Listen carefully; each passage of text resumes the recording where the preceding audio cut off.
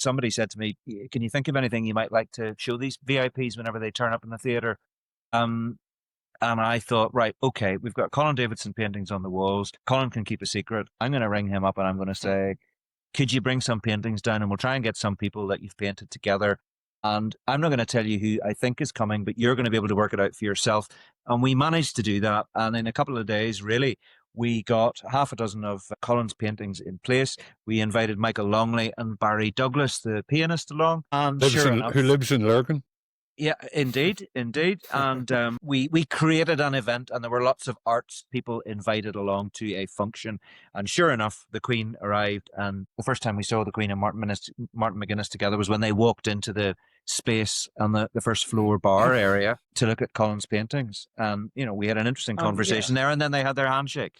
And then from then on, it was sort of a few years were spent in talking about the possibility of it being appropriate that there were to be a Northern Irish or an Irish painting of the Queen. And it was felt that the circumstances were right, and Cooperation Ireland commissioned me to do it. I went over to Buckingham Palace. The Queen sat for me on a 1-to-1 for 2 hours in the yellow drawing room, and we got on really well. It was her wit really put me at my ease, because there's a nervousness there. There kind of has to be. I put myself in positions where I'm out of my depth.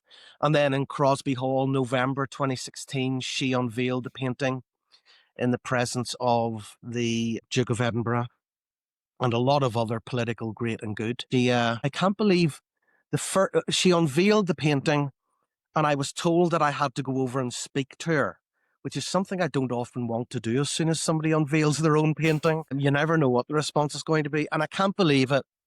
I can't believe I had the nerve. I went over to her and I said, "Are you still talking to me, ma'am?" And she turned around with a huge grin and says, "Of course I'm still talking to you. It's splendid." And that was a remarkable way to have the sitter comment on her own painting.